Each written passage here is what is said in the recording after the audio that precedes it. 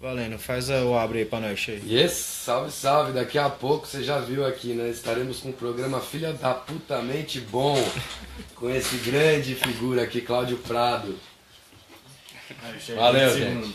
Daqui a pouquinho delírios utópicos aqui no Vai da Pé na Rua. Yes. Eles acabaram de me perguntar se eu ia ficar constrangido com alguma pergunta que eles pudessem fazer. Eu desafiei eles a me constranger aqui. Esses moleque não sabem nada. Já está feito. Já falou que porra é essa?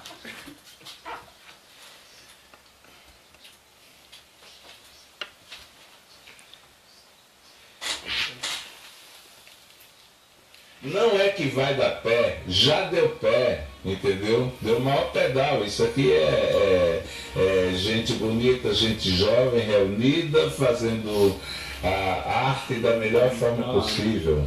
Essa é a melhor de todas, não tem. Você quer ser o diretor ou você vai deixar comigo? Yes!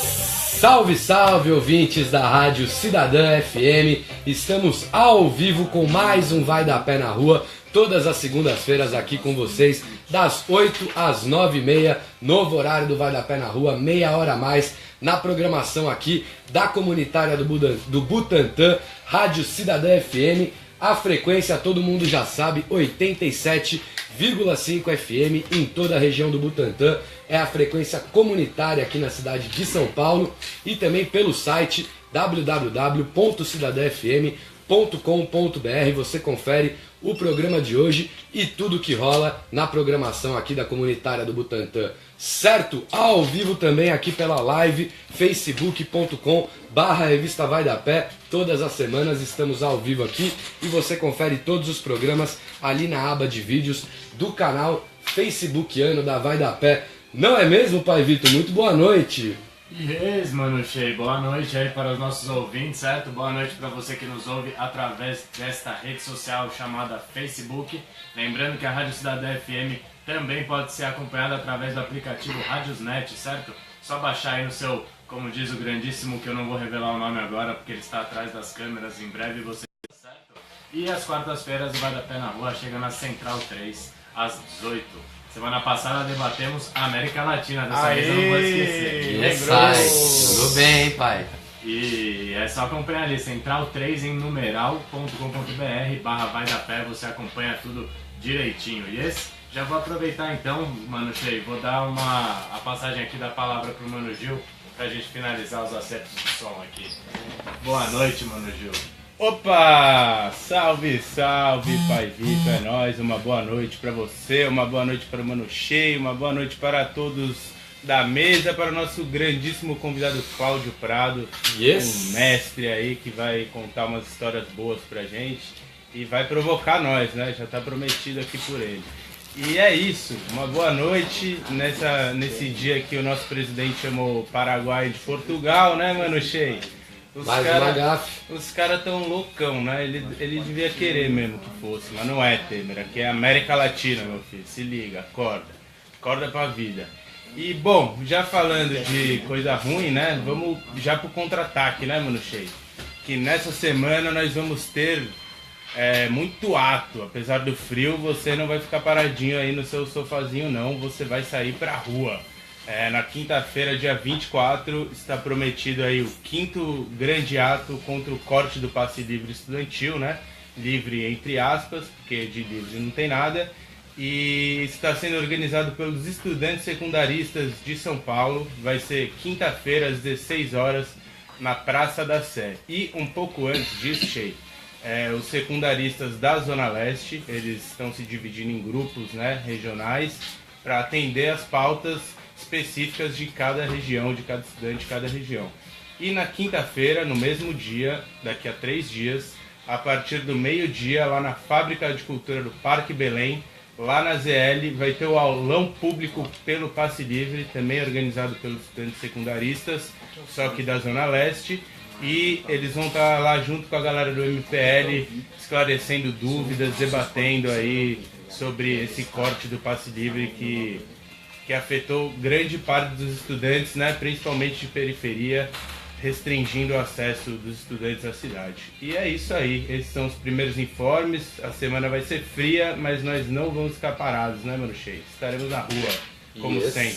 É isso mesmo, aliás, semana fria que não impediu que o nosso estúdio estivesse cheio aqui hoje com a presença do Cláudio Prado. Muito boa noite, Mano Ozzy, que está de volta aqui com a gente. Salve, salve, Ozzy! Salve, salve, eu voltei depois de aí um período, um hiato. Sabático, não? Sabático não, que Nada disso. Quando não consigo vir aqui, você pode ter certeza que eu estou trabalhando muito mais do que aqui.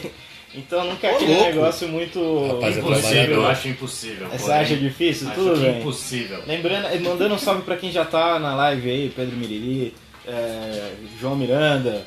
Tem mais gente aí, mas agora eu virei o celular ao contrário, eu não tô vendo mais as pessoas, mas sinta-se Mas estão aí. abraçado. Sinta-se abraçado também, mano, próximo. Ale, próximo nosso ancião, pegou o Cláudio Prado no colo, ainda, ele trocou as fraldas dele, tá aqui hoje, ajudando aí Pai Vitor no áudio, cumprindo a função técnica hoje, né? Salve, tá? Estamos tomando um pau aqui, mas é isso aí. Vai dar Vambora. certo. Hoje tá frio, mas o papo vai ser caliente aqui com o mano Cláudio Prado, que eu não vejo há uma... Há quanto Uns tempo? 2 séculos. Desde 60 Londres. anos. Desde Londres. Desde Londres. É nóis, Simão. Sensacional, é isso aí, como a gente já falou aqui, estaremos a partir do segundo bloco com a presença do grandíssimo Cláudio Prado aqui para provocar a gente se provocar aqui mutuamente nesse programa. Cláudio, dá seu primeiro boa noite aí pra galera do Butantã e do Facebook. E aí, pessoal, aqui na Rádio Butantã, me senti, cara, underground aqui, entrando na caverna. Uma caverna aqui, sensacional. Mó clima. Yes, máximo respeito a partir do segundo bloco aqui, muita conversa com Cláudio Prado, mas a gente continua o nosso giro de notícias aqui. Também queria dar um destaque para uma matéria da Pública muito importante aí, interesse público de todo mundo, falando como nasce o prensado, o famoso prensado aí, a maconha que a maioria dos brasileiros tem de fumar por conta dessa proibição completamente surreal. A matéria da agência pública, você confere, eles foram pro Paraguai ali, Não é de Portugal onde... não, né? Não é Portugal, é Paraguai. Eles foram Agora pro é país Paraguai certo. mesmo. Eles foram pro país Foram certo. pro Paraguai ali, mostraram tudo, como é que acontece a colheita ali, o processamento da maconha que depois chega aqui para ser fumada por vocês, jovens ouvintes Até aqui da porque Rádio Cidadã FM. o modelo de Portugal já seria um avanço absurdo, seria um sonho se fosse aplicado aqui, né? Bom fosse se fosse Portugal, né? Mas é isso aí, agência pública, a publica.org, você confere ali a matéria, como nasce o prensado, muito legal, muito importante aí a matéria que a Pública produziu. E também uma outra notícia que a gente não poderia deixar de passar no dia de hoje, o Ministério da Justiça aí, através do ministro Torquato Jardim, hoje, na data de 21 de agosto, anulou uma portaria que criava a reserva indígena do Jaraguá, aqui na zona oeste de São Paulo, né? A reserva ela foi criada em 2015 no Parque do Jaraguá e ela ampliava o território indígena de 3 hectares para 512 hectares. Opa, soou o alarme do primeiro Bolsonaro 2018 nos comentários. Agora tem isso Tocou aí também, o alarme aqui. Não vai dar pé na rua. A portaria, então, do Ministério da Justiça alega um erro administrativo na demarcação da terra, dizendo que foi estabelecido sem a participação do Estado de São Paulo, do nosso governador Geraldo Alckmin, né? O Estado já estava com uma ação na Justiça contra a criação da reserva, então aí um retrocesso absoluto. A gente vai continuar de olho no vaidapé.com.br para garantir a demarcação de terra indígena ali no Parque do Jaraguá, aqui na zona oeste de São Paulo. E muito triste aí o Ministério da Justiça revogando uma decisão que é tão rara aí com as terras indígenas, né? A gente viu agora o marco temporal sendo rejeitado no STF, né? Mas a luta que é para que esses pequenos retrocessos, esses grandes retrocessos não passem, a gente tem aí mais um atraso nessa batalha dos povos indígenas e tradicionais aqui do Brasil. Pai Vitor, o que mais temos para esse nosso cardápio de notícias? Infelizmente, Mano Shea, a gente tem que continuar nesse tema do Guerra às Drogas, porque também no Rio de Janeiro tá uma situação que eu vi na Rebeca Leder, certo? Quem quiser acompanhar o que tá acontecendo, uma pessoa que eu recomendo, Raul Santiago, Raul com 2 L's também. Também recomendo aí o pessoal acompanhar, quem quiser saber melhor como é que tá rolando lá. Que eles estão com uma média de um tiroteio a cada 1h30. E a mídia está propagando o termo guerra, certo? Quando você propaga o termo guerra, você permite com que ações de guerra sejam tomadas. E a população da favela do Jacarezinho, na zona norte do Rio de Janeiro, está enfrentando, quer dizer, estava enfrentando, né? Essa notícia é do jornal A Nova Democracia, do dia 18 de agosto, então faz 3 dias que saiu essa notícia, uma semana de invasões policiais. Nessas invasões tinham 4 pessoas assassinadas, contabilizadas, né? Sempre pode ter mais gente no meio desses números, mas entre elas uma criança de 8 anos e um jovem de 16. Isso tudo é justificado pela guerra às drogas, né? A subida do morro e a pancadaria e um monte de tiro é sim uma questão que eles colocam nessa coisa da guerra às drogas. Então é muito importante deixar bem claro que se morre muita gente nesse tipo de questão. E acho que a gente tem aqui hoje o Cláudio Prado, a gente vai falar bastante disso, ele mesmo já nos próprios vídeos dele, recomendo aí quem quiser saber mais do tema, certo? Mas é isso, a gente dá aqui nosso máximo respeito ao pessoal ali da favela do Jacarezinho e a todo mundo do Rio de Janeiro que está sofrendo com esse tipo de ação, porque Essa invasão. e também não está apresentando uma política que não seja totalmente armamentista para a solução desse problema. Aliás, Então fala pra gente a solução. Não sei, tem que ser estudado com calma e principalmente sem clichês. Yes, é isso aí. Aliás, já podemos anunciar aqui que na quarta-feira, lá na Central 3, a partir das 18 horas, estaremos debatendo aí o que está acontecendo nas favelas do Rio de Janeiro, essa situação aí pintada como uma grande guerra, que na verdade é fruto da guerra às drogas. Estaremos com Rebeca Lerer na quarta-feira, então acompanhe também, Vai Dar Pé na Rua na Central 3, certo? Máximo respeito, todo mundo que está trampando em cima disso, certo? Também salientar aqui Raul com 2 L Santiago, certo? Ele é militante ali das Quebradas do Rio de Janeiro e faz um trampo bem da hora ali com a rapaziada. É isso aí, então vamos ao final do nosso primeiro bloco, certo, Pai Vitor? Tô no horário certo? Então é isso aí. Pro final do nosso primeiro bloco, esse giro de notícias, daqui a pouquinho a gente volta para falar aqui com Cláudio Prado, fazer os nossos delírios utópicos aqui no Vai Dar Pé na Rua. Fique ligado com a gente, participe no comentário e acesse também a campanha de financiamento coletivo da Vai Dar Pé. Estamos com uma campanha para você apoiar o jornalismo independente no site Benfeitoria, benfeitoria.com/Vai Dar Pé. A gente vai postar o link aqui nos comentários. Todo mundo que puder apoiar, doar qualquer quantia ali dentro da plataforma Benfeitoria, ou pelo menos compartilhar para que as pessoas possam saber e continuar dando uma força aí pro trabalho que a gente faz há mais de 5 anos aqui na Vai Dar Pé, certo? Primeiro intervalo, Vai Dar Pé na Rua, não saia daí que daqui a pouco estamos de volta aqui com Cláudio Prado. Posso usar meu velho bordão? Fazia tempo. Por favor, vai lá, Ozzy. E no Facebook o programa não para, seguimos ao vivo aqui. E pra gente não fazer um negócio muito João Kleber aqui, de ficar prometendo, vamos colocar logo o senhor Cláudio Prado pra falar. Senhor? Senhor doutor? Como prefere? Professor? Bacharelado? Como seria melhor? Achei careta falar assim. Será? Se então, livre das suas caretices. talvez já seria um tema importante a gente começar a falar sobre linguagem, né? Você que... Seria interessante começar a falar sobre títulos, linguagem, porque você é uma pessoa que meio que transita entre o campo mais intelectual, mais, sei lá, mais fechado da academia e também do ativismo, que tem uma linguagem diferente para se comunicar. A linguagem que você usa, por exemplo, no Delírios Utópicos, de falar filha da puta mente, e que porra é essa? Isso é uma coisa de caso pensado, assim, pra se comunicar melhor? É como eu falo. É como eu falo em qualquer circunstância. Que porra é essa? Eu fiz pela primeira vez que eu botei isso como bordão, foi quando eu estava no Ministério da Cultura, que a gente fez a Teia de Belo Horizonte, e ninguém sabia direito o que era cultura digital, que era um negócio que a gente estava inventando, na verdade, lá. É uma história incrível. A gente lembrar que dentro de governo a gente pensou o digital como fenômeno cultural.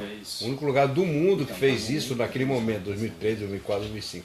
Mas na Teia de Belo Horizonte, eu botei o lugar que tinha na Teia, que era um evento grande, eu botei em cima, estava escrito, e no programa, oficialmente colocado, cultura de linguagem. Que porra é essa como linguagem governamental? Você coloca, você coloca a sua passagem no governo mais como uma vitória, ou você acha que você teve muita frustração ali também? Não, frustração nenhuma. Nenhuma? Nenhuma, zero, ao contrário, nós fizemos coisas inacreditáveis ali. Inacreditáveis. eu cheguei à conclusão que até o governo é capaz de pensar coisa pública. Até lá dá, né? Fizemos coisas inacreditáveis, não foi concessão nenhuma, zero concessão.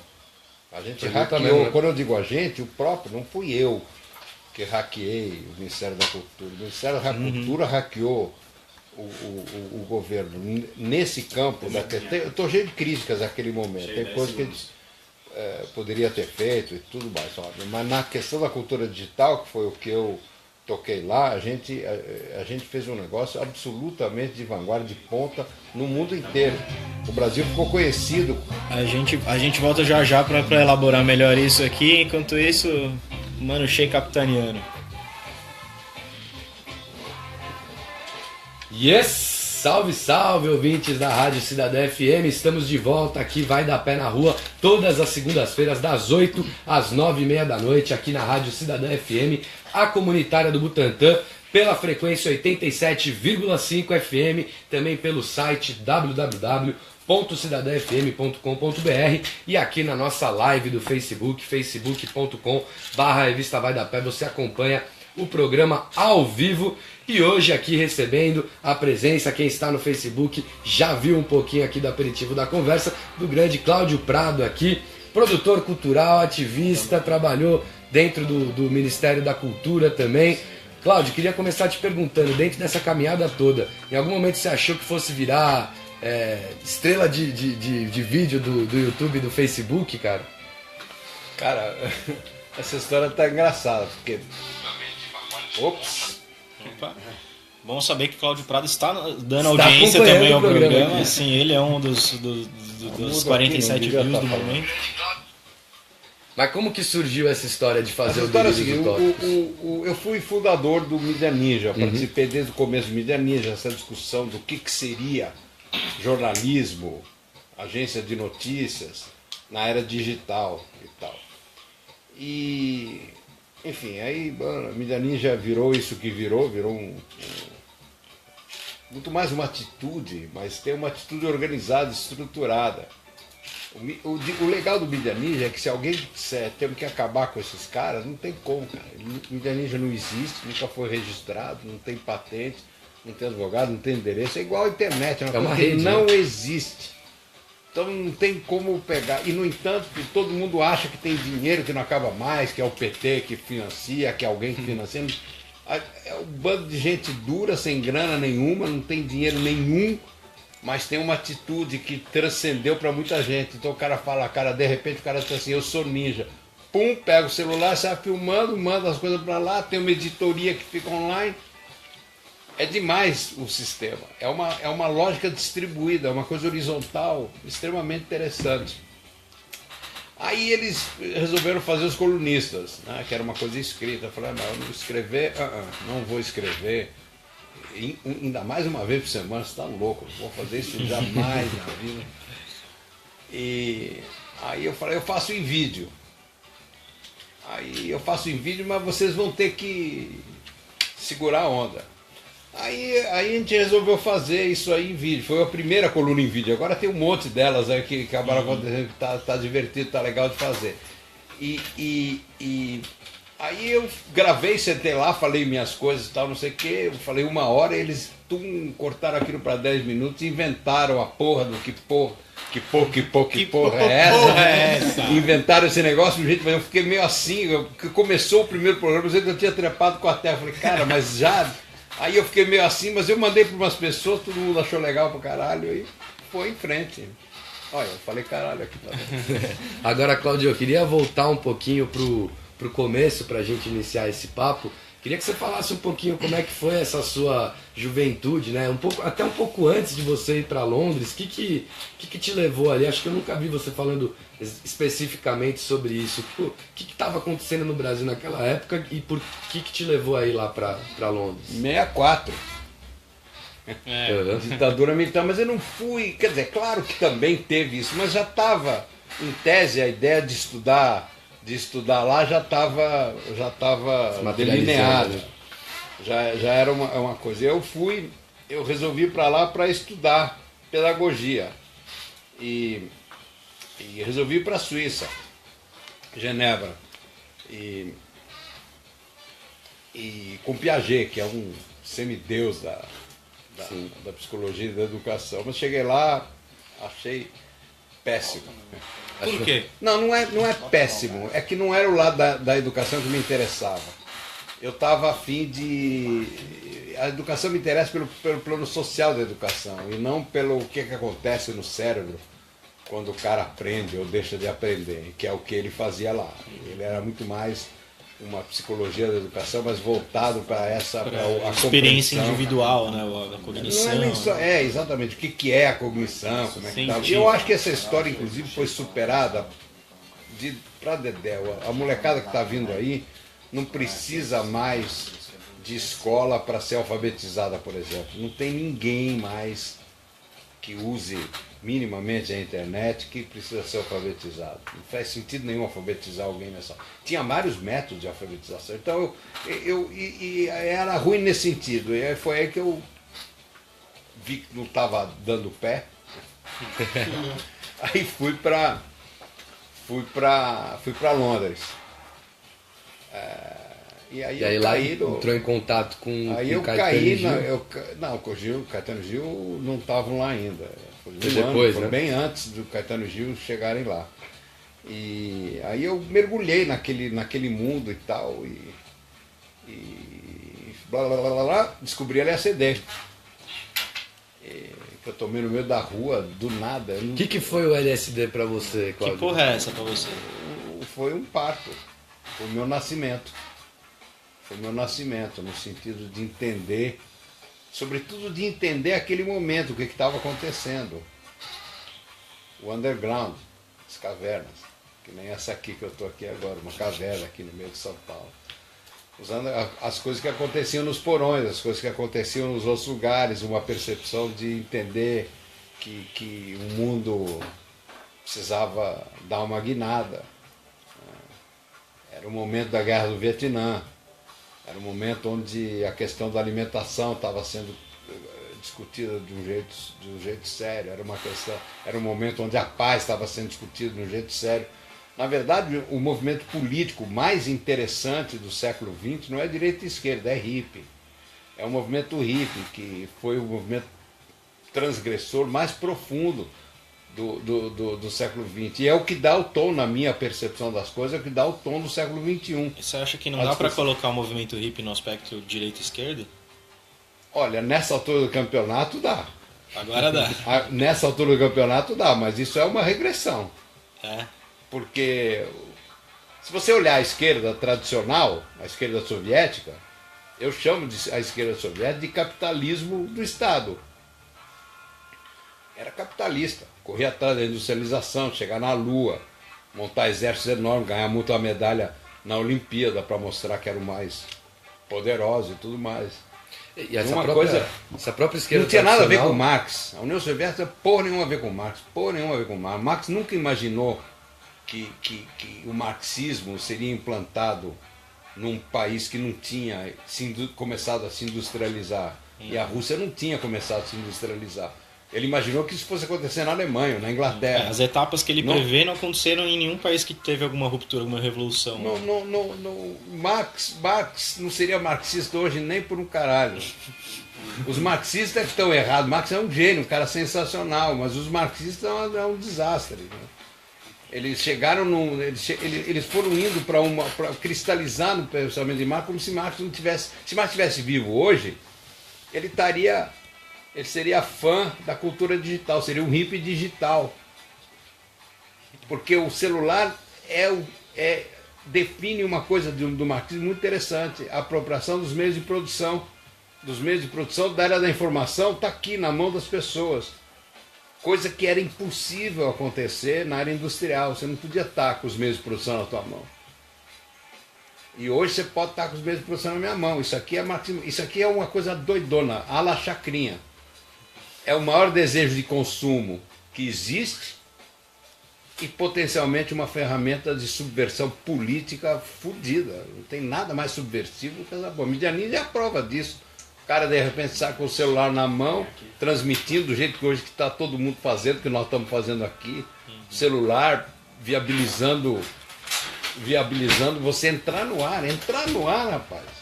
Imagina, eu sou da primeira metade do século XX, quando eu nasci não tinha TV. Eu queria falar. TV a cores era a hipótese mais louca de. Nossa, vai ter TV a cores. Não, acho que não. Era o delírio utópico, né? Era o delírio utópico da tecnologia. Diga lá, Gil. Eu queria falar isso um pouco com você, Cláudio. Você viveu numa época que a gente não tinha os meios de produção na mão e agora a gente tá aqui com essa parada aqui na minha frente. E, bom, eu queria saber quais eram as dificuldades naquele tempo, ainda mais para as coisas que você fazia de produção cultural, de organizar as bandas. Como é que funcionava essa parada? Não funcionava. Ponto. Quando eu cheguei da Inglaterra, que eu tinha vivido os festivais, as coisas todas lá, o rock and roll, sexo, drogas e rock and roll. Para mim, sexo, drogas e rock and roll é o slogan, a frase que sucede liberdade, igualdade e fraternidade. Que é o máximo da expressão revolucionária, o máximo que você pode imaginar, sexo, quer dizer, liberdade, igualdade, fraternidade. Pô, ninguém pode igualar isso como desejo utópico.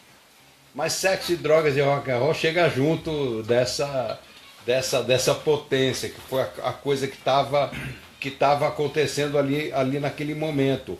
Na Europa, na Inglaterra, que estava vivendo aquela coisa com uma intensidade danada, com territórios liberados, os festivais, e o rock and roll como trilha sonora desse momento. Para mim, a única definição de rock que eu aceito é que o rock é a trilha sonora dos anos 60 e 70.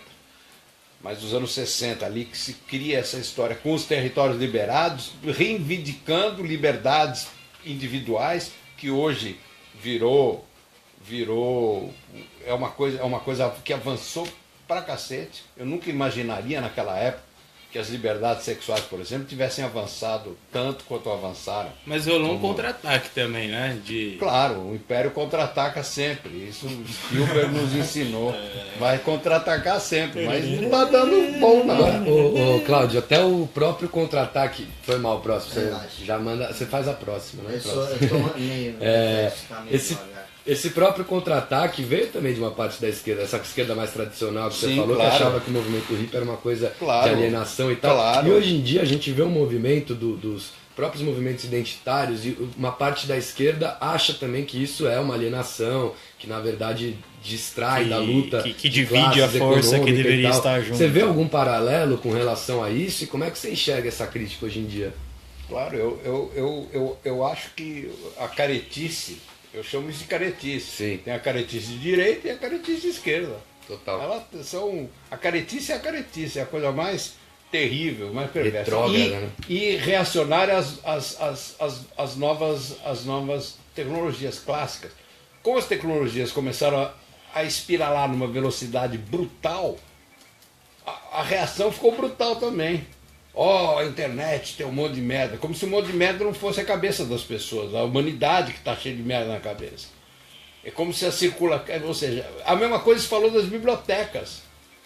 Não, tem que ser restrita a pouca gente, porque senão... Sempre foi assim. A internet é um projeto hippie, no sentido de que o www, que é a internet que a gente usa, não pertence a ninguém. A maior coisa do mundo, que é a comunicação nesse momento, é a maior coisa do mundo, não pertence, e que a internet é a maior coisa do mundo da comunicação, não pertence a ninguém. Isso não é um projeto capitalista, isso é um projeto hippie. É um projeto que bagunça o coreto. Agora, tudo bem, a internet, o império contra-ataca, tá aí, tá dado isso. E o que nós temos que começar a trabalhar, no sentido de uma compreensão melhor do que é a internet, e é isso que as escolas deviam estar fazendo, em vez de proibir o celular, elas deviam estar usando o celular, usando o WhatsApp.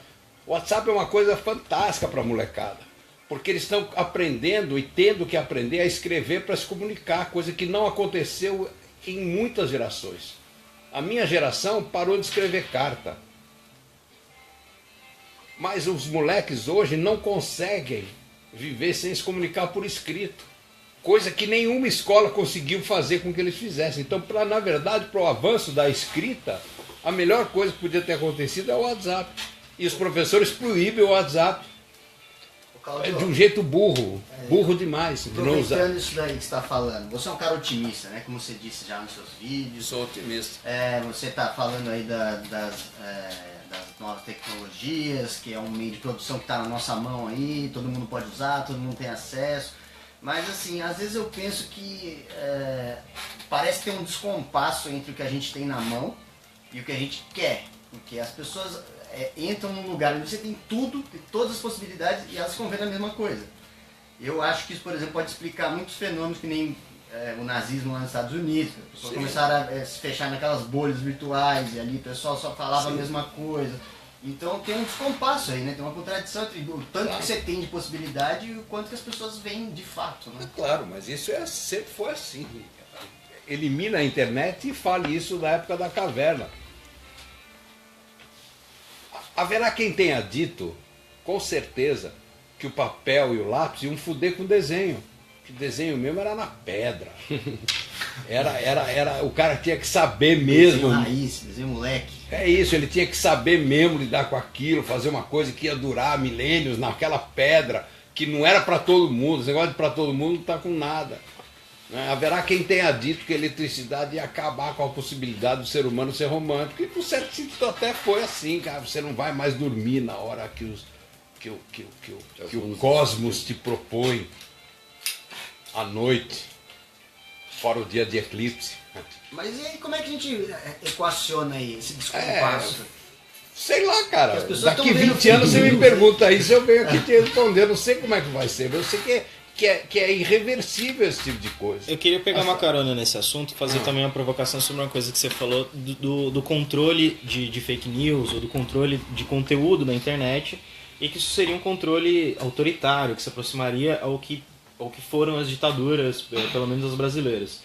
Mas a fake news, pelo menos nesse sentido da palavra, realmente divide o que é verdade do que é falso, do que é mentira. Sim. Você acha que é tão difícil assim distinguir o que é verdade do que é mentira? E se a gente tentar reduzir a força do impacto da mentira, a gente estaria sendo realmente tão autoritário? Reduzir a mentira aonde?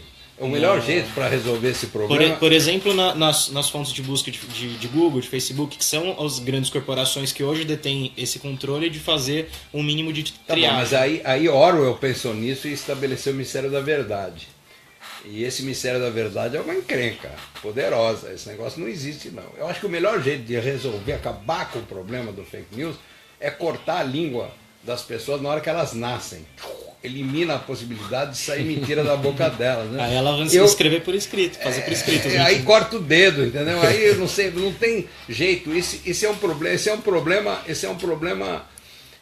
maior do que a internet. Ele é muito maior do que a internet. A internet só reflete o que está acontecendo agora. Agora é o seguinte: quantas mentiras foram impressas em livros também? Então você vai acabar com o livro, porque tem livro babaca.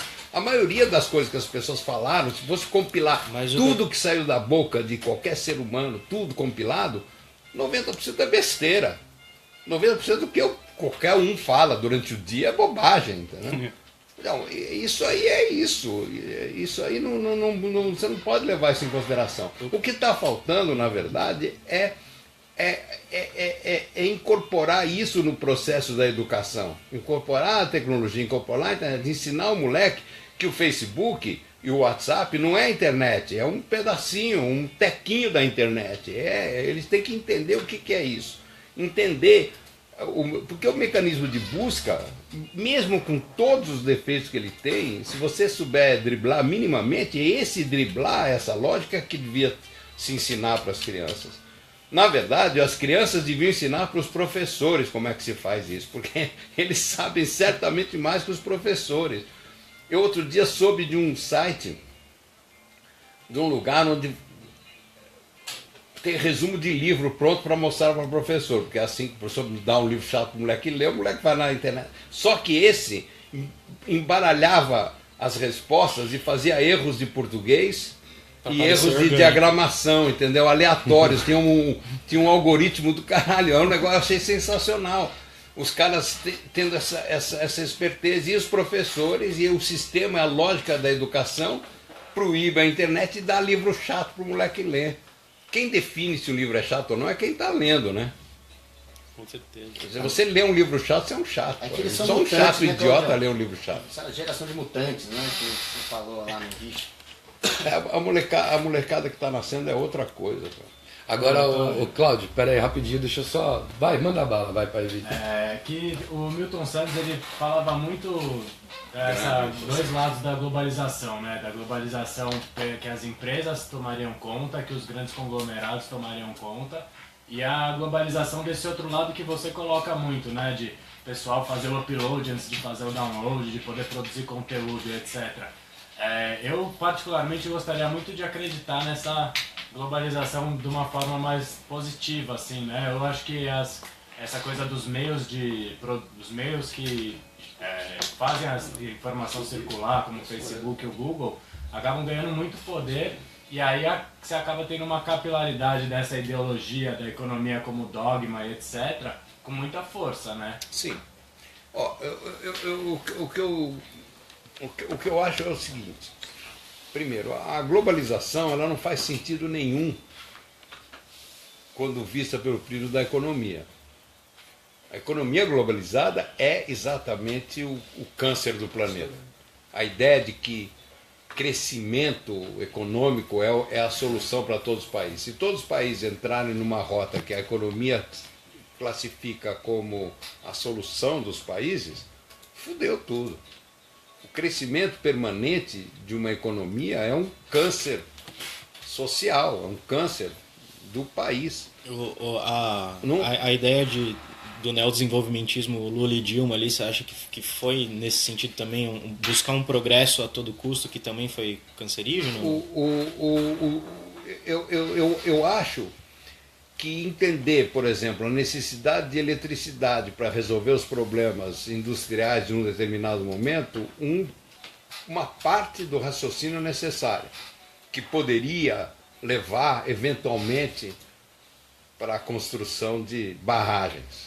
Porque nesse momento, o que falta é a sociedade, governos e a sociedade entenderem que a energia daqui a 50 anos não vai ser essa. Vai ser energia de hidrogênio. E você vai ter uma matriz energética descentralizada. Vai ser um aparelhinho como se fosse um aparelho de ar-condicionado que produz a eletricidade que você precisa na tua casa, ou no teu prédio, ou no condomínio. E não vai mais ter fio passando, vai ser energia feita na puta que pariu, passando por fio pelo país inteiro. Isso é um negócio arcaico, completamente antigo e velho. Só que não tem ninguém discutindo isso seriamente. Os caras que estão discutindo isso seriamente são uma espécie de caras colocando isso no limbo, embora tenha gente pesquisando esse tipo de coisa. Eu tenho falado muito de uma das coisas absurdas, que é o saneamento básico, por exemplo. Vou dar um exemplo paralelo a isso. A ideia de pegar água limpa para levar 200 gramas de merda embora para o rio, ainda leva merda para o rio. E não é só a merda que a gente faz, que essa ainda podia ter alguma salvação. Mas a merda industrial, toda a merda que... Você usar água limpa para levar a merda embora, chama-se saneamento básico, é uma insanidade básica. Não tem sentido nenhum isso continuar, não vai ser assim, não vai poder ser assim. Tem que mudar esse negócio. Agora, mas como? O Ciro Gomes diria para mim, isso é delírio, eu quero saber uma coisa prática, como? Como, não sei, não é nesse minuto, mas tem que preparar as pessoas a partir de agora para começar a entender que isso vai ter que ser assim. Não tem dois jeitos. Não dá mais, por exemplo, para a gente conviver, já que vocês disseram que iam falar de drogas, deixa eu começar aqui, viver com loja de salgadinho. Sódio é uma droga pesada, perigosa pra caralho. O agronegócio está diminuindo, tem muita gente dizendo que muitas doenças são por uma baixa da imunidade do ser humano, e a baixa da imunidade por uma alimentação industrializada, agronegócio como fonte de uma corrupção alimentar fodida e sendo defendida por todo mundo. É ridículo. Essas coisas... O agro é pop, né, na Globo. Hã? O agro é pop na Globo. O agro é pop, exatamente. É bem isso. Peraí, Gil, só falar aqui pra quem tá mandando um salve pra gente. A Zane Azevedo falou boa noite, pessoas. Cláudio Prado, gosto muito da sua visão esclarecedora e rasgada. Abraço. Muito boa a descrição aqui. Diogo Rodrigues mandou um boa noite. Leandro Barreto mandou um Bolsonaro 2018. A gente a gente convida você para acompanhar o programa todo aí, Leandro Barreto, também mandar suas perguntas, participar aqui do debate. Pedro Mirili, Renan Sidney falou: discordo que a internet seja inteiramente pública e acessível a todos. O capitalismo se prolongou para dentro das redes e as suas consequências também. O capitalismo está enfiado em todos os lugares e o império contra-ataca sempre, mas foda-se o império. O império não imaginava que teríamos o contra-ataque na nossa mão. O contra-ataque é que é a sacada. O contra-ataque é que é a sacada que não foi prevista pelo império. E nós estamos com a possibilidade do contra-ataque. O fato de você estar me ouvindo aí é porque a gente está contra-atacando. Poder dizer as coisas, poder publicar para todo mundo. Cara, eu vejo muito isso. Eu resolvi fazer esses vídeos doidos, dizendo que Jesus é cogumelo e coisas desse tipo, e está cheio de gente interessada nesse assunto, em tudo quanto é lugar. Isso, eu falava essas coisas há 30 anos atrás, só que eram 12 pessoas que ouviam essas coisas. Há um momento interessante de como é que juntou tanta gente interessada nesse tipo de coisa que eu estou falando, e outras coisas que minorias estão falando, como é que vai se aglutinando. Eu tenho visto muita gente, muita molecada de 15 anos. Ontem no Rio a gente fez um ao vivo ontem no Rio, na Casa Fora do Eixo, na Casa Coletiva. Cara, tinha vários pais com filhos adolescentes. E a molecada ávida assim para entender, dizer, se permitindo acreditar na intuição deles, que vai nessa direção. E um moleque de 15 anos tem que ser otimista, cara. Não tem sentido um moleque de 15 anos ser pessimista, cara. É ridículo. Aí ele chega na escola... Essa ideia que todo mundo está se suicidando é um produto dessa degenerescência da possibilidade de ideias, da possibilidade de ser feliz, da possibilidade de entender a vida como coisa que vale a pena, pô. É uma grande caretice, pra falar a verdade. Caretice da porra. O Cláudio, pra gente fechar esse bloco, o João Miranda, aqui, nosso grande sujão, perguntou: queria saber o que você está lendo agora, Cláudio Prado. Tô lendo nada. O Delírios Utópicos me engoliu de um jeito completamente louco. Olha, eu fico fuçando livro, eu fico fuçando muitos livros, né, ao mesmo tempo, o tempo todo. Os programas que eu estou fazendo estão me fazendo juntar famílias de livros que não são juntados, são fragmentos de coisas. É justamente essa que é a grande questão que eu vejo hoje, né? O grande drama do conhecimento ter sido dividido pela universidade e de todos os mundos em fatias. O conhecimento foi dividido em fatias, foi dividido em exatas e humanas. Uma idiotice. Uma idiotice. Não tem nada mais abstrato e mais abstrato e mais louco do que o número zero. O número zero é filosofia pura. E nenhum professor de matemática anda filosofando sobre o número zero. Se tivessem filosofando sobre o número zero e depois de algum tempo filosofando sobre o número zero, o cara fala: e o infinito? E começa a filosofar sobre o infinito, e o nego começa a perceber que é difícil separar o número zero do infinito. Se o moleque engatar nessa, imensas, ele vai virar um puta matemático eventualmente. Agora, ensinar seno e cosseno, cara, é uma caretice da porra. Não aprendi até hoje. Inclusive, todos os avanços da ciência... duvido aí que alguém aí... Quem sabe o que é seno e cosseno, entendeu? É quem precisa de seno e cosseno. Você não tem que aprender seno e cosseno, todo mundo. Aí tem uns caras que andaram falando... Deixa eu falar sobre isso 2 minutos aqui. Porque um cara falou pra mim: porra, você tá louco? Seno e cosseno é fundamental para não sei o que. Eu falo: claro que é, seno e cosseno é fundamental para quem precisa seno. Agora, ensinar isso para todo mundo, para poder entrar, o cara quer ser músico, quer fazer música, ele tem que aprender seno e cosseno. Ah não, mas música tem matemática. É limitador, né? A ideia de que o ritmo é matemático até pode ser divertido. Numa noção de matemática um pouco mais ampla do que 2 e 2 são 4, né? Pode até ser, né? Mas talvez seja um pouco Mas limitador. vai ensinar música através da matemática para ver que tipo de música vai dar. Não, pô, não é bem assim, cara. Nós estamos... Vamos então para um intervalo aqui, Cláudio, para a gente tomar uma água aqui e daqui a pouco estamos de volta. Vai dar pé na rua aqui com o Cláudio Prado. Fica ligado com a gente, mande suas perguntas no comentário. Yes! Cidadã FM! Nossa, foi alto, hein? Uou. E aqui no Facebook a gente continua então aqui com o Cláudio Prado para Hoje não ter estamos cortes. bombando, hein, A Cláudio? live não bombando, para. tá bombando. Bombando. Ô, Cláudio, teve um cara aqui que perguntou, cara, para você falar do rizoma.net. O Tairo Lisboa. Tem alguma coisa pra falar do rizoma.net? Rapaz, 10 segundos aí. São 10 segundos. Dá pra falar do rizoma. eu me desliguei dessa ideia do rizoma.net. Explica aí você pra mim aí, depois a gente conversa sobre isso aí. Eu não tô ligado não. Melhor, acho que é boa. melhor assim, né? É isso aí então. Vou voltar, hein? Você não? Por favor. Yes! Salve, salve, ouvintes da Cidadã FM. Estamos de volta aqui, vai dar pé na rua todas as segundas-feiras, das 8 às 9h30, ao vivo aqui na comunitária do Butantã. A frequência você já sabe, 87,5 FM e também pelo site www.cidadanfm.com.br, nosso Facebook, facebook.com/revista Vai da Pé, transmitindo ao vivo, em áudio e em vídeo todas as semanas. E a gente já volta o nosso papo aqui com o Cláudio Prado, com o grande Gil Reis. Fala aí, Gil. Ô, salve, mano, cheio. É nóis. A conversa tá muito boa aqui.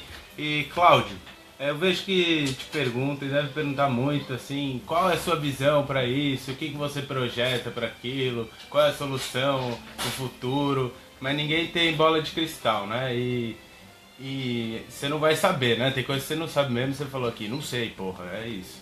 Mas devem ter processos aí agora que te incentivam e fazem você olhar pro futuro e falar, caralho, isso aí pode ser que dê certo, esses aí estão no caminho certo. Queria saber, na comunicação, assim, o que você vê de da hora que a gente pode seguir um caminho?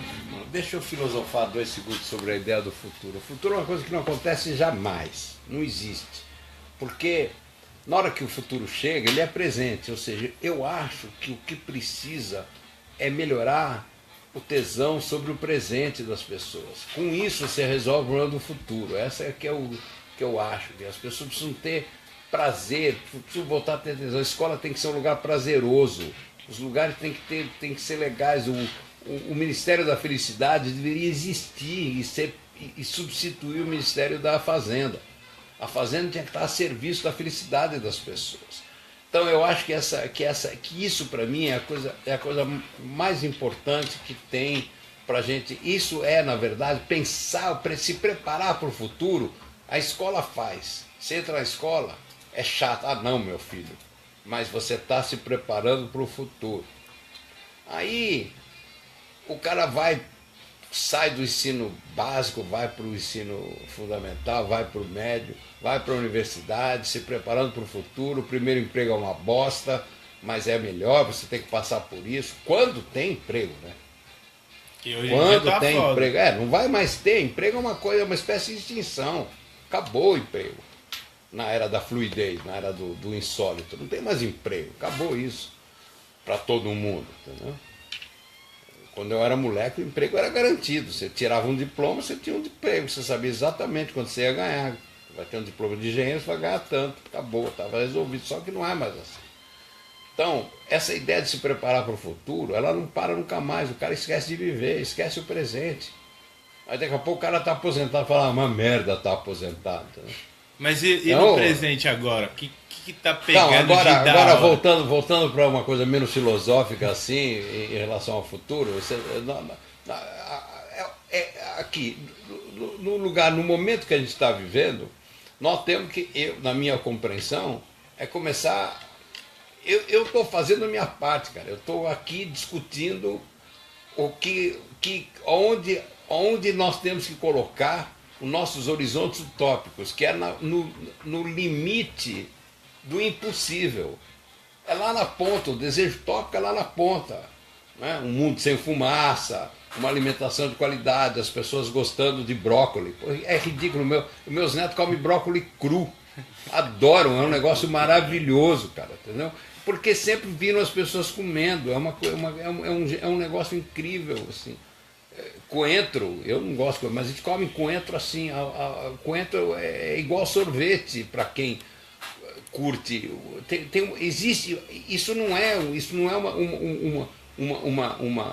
uma doideira, ou melhor, pode até ser uma doideira, mas ela existe. A melhor qualidade de vida, a percepção do que está acontecendo aqui agora, ser feliz. Eu perdi o rumo da tua pergunta aqui. Eu estava falando justamente do presente mesmo. O que te deixa excitado aí? Então, é isso, eu volto aqui. Nesse momento, a gente não pode mais pensar nessas coisas do horizonte lá na frente, porque o horizonte nosso ficou grudado no nosso nariz, chama-se Temer.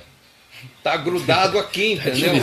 É o governo Temer. A gente tem que unir forças para mostrar o absurdo disso. O lado pedagógico interessante que eu vejo é que está todo mundo vendo a mala de dinheiro correndo por ali e ninguém processado. E o menino lá preso lá, como é o nome dele? O Rafael Braga preso, entendeu? É um negócio inacreditável, né? Os 500 quilos de pasta de cocaína, porra nenhuma, mas está todo mundo vendo. Então, começar a discutir isso com molecada, com gente, com coisa. Eu estou recebendo um monte de convite para ir nas escolas. Escolas públicas, o professor, eu falei, cara, esse cara é louco. Me chamar para falar esse tipo de coisa numa escola pública, nessa altura do campeonato, os caras tá com a cabeça dele a risco, né? Como é que o professor leva esse assunto que eu estou trazendo para dentro de uma escola? Mas eu vou, cara. Falar isso para a molecada, começar a mostrar que tem que é uma crise de percepção. Quando o moleque começa a ouvir um tiozinho de cabelo branco, barba branca, não sei o quê, cheio de livro ali em volta, dizendo essas coisas, ele se permite pensar fora da caixa. A caixa que está uma bosta. Pensar dentro dessa caixa que está sendo proposta, a caixa que eu estou falando é uma caixa que vai até o horizonte, vai lá embaixo. Não é uma caixa grudada no nariz aqui. Então. Cláudio, primeiro eu queria te fazer uma pergunta aqui, já que você falou do seu cabelo. Pedro de Luna, que está ouvindo a gente, falou que ele é seu fã. E quando os cabelos embranquecerem, ele quer ter uma barba tão frondosa e imponente quanto a sua e a do Leonardo Boff. Pediu pra você mandar uma dica pra ele. Olha, tem que passar bosta de galinha no rosto. Você sabe que eu peguei uns caras de um tempo atrás, eu falava isso, os caras, uma molecada de 13 anos passando bosta de galinha na cara. Mas tenta aí, pode ser que dê certo. Mas a gente estava falando mais cedo do WhatsApp, estava falando como era uma coisa boa, mas você tem uma forte crítica à imposição ao imperialista que é o alfabeto, né? E essa coisa do, por exemplo, luz para todos, né? Todo mundo com celular e etc e tal. Eu penso muito no respeito às comunidades, aos povos tradicionais, né? Como é que é o impacto de chegar a Globo num lugar onde é um povo indígena? Como é que é chegar, sabe, a destruição aos povos originários, aos seus costumes, né? O Eduardo Viveiros de Castro, um antropólogo que eu gosto muito, ele fala que a gente tem que procurar tentar ser índio hoje, que não é a mesma coisa que ser índio 1000 anos atrás também, né? A gente que é uma sociedade que herda dos europeus e tal, isso também não é igual. Olha, eu vou te dizer uma coisa assim, é romântica essa ideia, ela é romântica, ela está certíssima, o Viveiros de Castro é brilhante, está certíssimo, só que o que é ser índio hoje, nesse sentido que ele está falando, né? Eu acho que ilhar os índios sem comunicação não vai acontecer. Agora eu tenho uma outra percepção muito interessante disso. Chico Simões, que é um cara que faz teatro de mamulengo em Brasília, que teve um ponto de cultura na época que eu estava no Ministério, eu discuti muito com ele. Ele dizia que não queria saber de internet, nada, que isso ia fuder com a tradição do teatro mamulengo, que é isso que você está falando aí, as coisas tradicionais do teatro mamulengo, de fazer os bonecos e não sei o quê. Mas ele descobriu a cultura digital por essa vertente do que nós trabalhamos, que é o upload antes do download, porque naquela época as pessoas não tinham download como tem hoje. Hoje download virou um treco maluco, cara. Você clica a porra do negócio lá, de repente o negócio a mágica tá feita. Antigamente o download levava tempo pra caralho, agora o celular leva o quê? 40 segundos para baixar um negócio que tem 100 bilhões de pessoas que tem aquela mesma porra, aquela mesma ferramenta. Mas quando ele descobriu a possibilidade libertária da internet, ele me disse, tem um depoimento dele gravado que é extremamente interessante, que ficou muito mais fácil a vida dele, que ajudou ele a fixar a cultura local, que ele teve que parar de ir para lugares, que ele começou a receber mais convites em relação à sua arte, às suas coisas, e que isso o ajudou, porque ele entendeu pelo lado libertário da coisa e não pelo lado escravizador que o capitalismo constrói com tudo, e constrói na internet também. Isso vai ter sempre assim. Então eu acho que cabe a nós, que temos uma consciência mais ampla do que a internet, interferir na educação. E interferir, isso que eu digo assim, a educação não vai ser resolvida pelo MEC, pelo Poder Central. É muito louco a ideia de ter um lugar que estabelece o programa cultural, a grade curricular para todas as escolas e, portanto, para todas as crianças de um país do tamanho do Brasil, com a diversidade que temos aqui, ou qualquer outro país é a mesma coisa. A gente, por ser muito grande, tem diversidades maiores. Você ensinar a mesma coisa, os senos e cossenos da vida para índio, aí sim é horroroso. E quando eu falo assim que o alfabeto é uma imposição, porque na verdade a grande sabedoria do continente africano e a grande sabedoria dos nossos índios não tinha nada a ver com escrever ou ler. A sabedoria não é uma coisa exclusiva de quem sabe ler ou escrever. E do minuto que o imperialismo chega, ele chega com duas coisas. Ele chega com o alfabeto e transforma em burro, em analfabeto, sinônimo de burro, quem não é alfabetizado, portanto todo mundo, destrói a sabedoria inteira, destrói a questão cultural toda que está sendo estabelecida ali, a tradição oral, como forma de propagar as ideias e os conhecimentos, é a questão toda, e a fronteira, que é outra coisa terrível, a fronteira que não existia na África. Os povos negros na África Negra inteirinha era nômade. Na verdade, a África inteira, não é só a negra. Não existia fronteira. E como não tinha fronteira aqui nas Américas todas, a fronteira é uma imposição. O alfabeto e a fronteira são imposições imperialistas. É isso, é nesse sentido que eu falo. Vamos então chamar mais um intervalo aqui, Pai Vitor. Daqui a pouco a gente volta com o Cláudio Prado aqui no Vai Dar Pé na Rua. No Facebook continuamos. Yes! E no Facebook não para. Eu queria agradecer aqui a quem está assistindo, porque batemos a marca de 100 pessoas assistindo aqui simultaneamente. Raro a gente bater esse número aqui no Vai Dar Pé na Rua. 101 pessoas agora, só porque eu falei, sensacional. Respeito, é isso aí. E eu queria fazer faz tempo que eu não falo, mano, Shea. Queria fazer uma provocação aqui.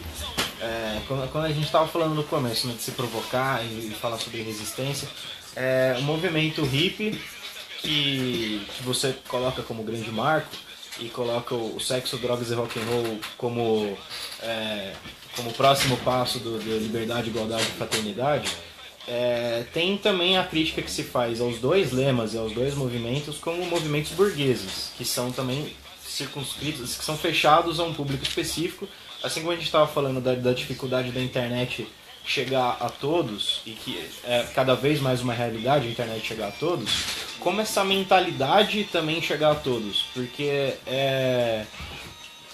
o movimento hippie sofre essa crítica, digamos assim, de ser um movimento majoritariamente branco, majoritariamente burguês, e essa ideologia, por partir de burgueses, por partir majoritariamente de brancos, sofre de fato uma resistência no seu discurso, antes da aplicação dele. Como fazer esse meio do caminho aí? Olha, o movimento hippie, ele nasce de fato na classe média, mas é a classe média renegando a sua origem. Então é uma dissidência da classe média, uma dissidência. A calça rasgada, que hoje eu queria muito filmar um negócio, ir numa fábrica de calça, ver como é que eles rasgam as calças para botar nas boutiques, nem boutique mais, para botar na C&A. Eles vendem calça rasgada como ícone da moda. Hoje é sensacional. A máquina que rasga as calças deve ser uma coisa maravilhosa de filmar. Não, eu não sei como é que eles fazem, mas deve ter a máquina que faz, é o robô que faz aquela porra. Agora nos anos 60, era o filho do fabricante de calça que estava dizendo: foda-se a calça nova, foda-se o consumo. Esse era o sentido da questão. Então a resistência que o movimento hippie faz... A gente conclui já esse pensamento, desculpa, Não, Cláudio. tudo bem, é tranquilo.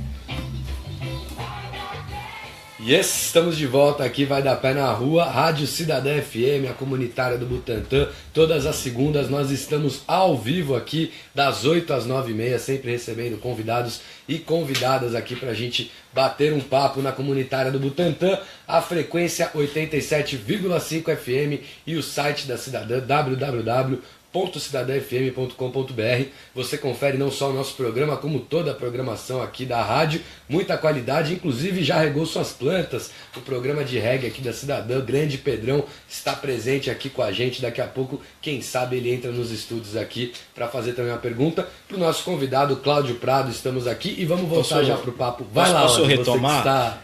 Fazendo, sem fazer toda a introdução que eu fiz, Ainda o bem, movimento hippie é uma negação ao consumo, mas hoje em dia o imperialismo, as marcas se apropriam também disso para fomentar o consumo. E as pessoas, numa vaga impressão de que estão indo contra, elas estão na verdade escolhendo só a marca menos pior, ou a marca que usou no comercial uma imagem mais humanizada. Como que você vê isso? Eu vejo que existe um processo de consciência. É isso que eu bato sempre. Há uma evolução da consciência acelerada acontecendo agora. Essas crianças que, inclusive, já têm nome, são as índigas, cristal e não sei o quê, essa nomenclatura, esquece ela também. Eu desconheço. Então, presta atenção. Se você tem contato com crianças pequenas, não precisa ler livro nenhum para perceber que o olhar das crianças é perfurante, que eles estão com 4 anos, 2, 3, 4 anos, estão fazendo coisas que não era possível crianças fazerem em outros momentos. São mutantes. Eu de fato acredito que há uma mutação, e essa mutação é um processo de tomada de consciência de que do jeito que está não vai dar pé.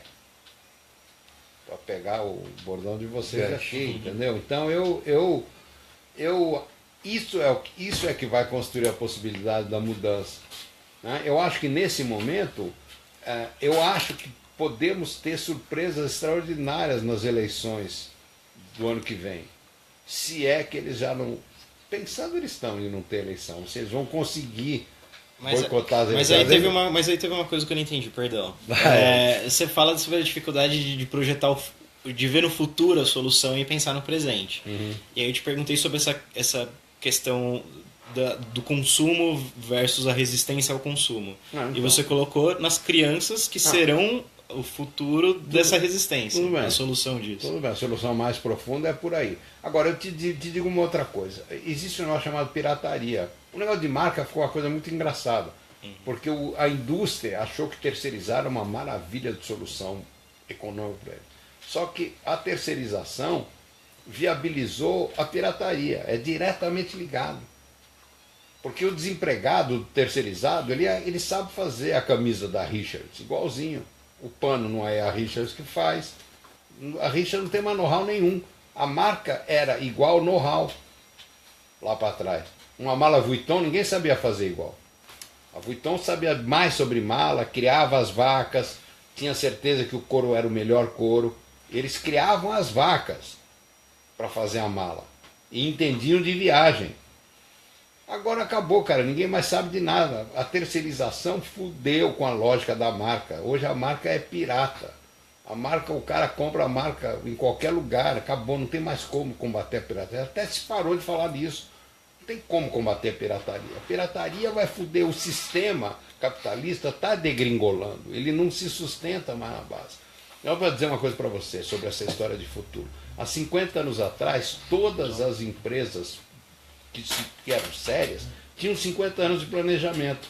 Mas vai olhar o planejamento de 50 anos atrás e compara com o que está acontecendo hoje. Cara, foi para as picas. Toda a possibilidade de se planejar 50 anos, de se planejar 5. O futuro não é uma coisa mais previsível. E essa imprevisibilidade do futuro é a desgraça da lógica capitalista, que quer previsão, quer solidez, quer saber o que vai acontecer. O que vai acontecer não tem nada a ver com o que as pessoas estão pensando. Não há ninguém na empresa. Tem os caras sabidos, sacando coisas intuitivamente. Pulam fora da universidade para fazer o Google, pulam fora da universidade para fazer o Windows. Entendeu? Dentro da universidade o Facebook foi criado. O cara não era nem formado em porra nenhuma. Então tem uns espertos aí que sacam as coisas. Entendeu? Mas não tem mais nada a ver com estudar, se preparar e não sei o quê. O futuro ele tem muito mais a ver com a inspiração e com a intuição de perceber o que está acontecendo do que com qualquer preparo para isso. Não há preparo para o futuro. O teletransporte está aí, cara. Como é que a gente vai fazer? É isso, o teletransporte está aí. Os implantes neurais estão aí. O computador vai saber muito mais coisas que a gente não sabe. Não adianta você aprender as coisas. Você vai botar um implante neural e se comunicar com o computador direto. Nossa, mas isso... Isso é louco. Vai cortar as eu relações sou louco humanas. não, é que a distopia dá ibope. Olha o Black Mirror. O Black Mirror dá um ibope da porra, mas é só real. distopia. Ninguém está falando da utopia possível, entendeu? A distopia dá muito mais ibope que a O pessimismo utopia. vem demais, É né? lógico. Agora, ô, Cláudio, você estava falando um pouquinho antes aí desse vampiro que está no nosso nariz, que a gente não consegue pensar horizontes além, às vezes por conta disso. Queria trazer um pouquinho esse papo para o que está acontecendo hoje no Brasil e de repente fazer um bate-bola, jogo rápido aqui com você, com algumas figuras da política, para saber como você tem visto esse xadrez aí das peças da política. Como filha da puta mente babaca. Filha da puta. Exatamente, essa política filha da puta mente babaca. Lula É um gênio intuitivo inacreditável. Basta ver o que está acontecendo no Nordeste agora. O idiota, porque assim, o idiota do Dória tentou ir na frente, igual, cara. né? O cara errou, cara. Porque ele está passando dos lugares na frente e vai ter uma comparação igualzinha à comparação que com o Trump e o Obama. Você lembra logo que o Trump entrou?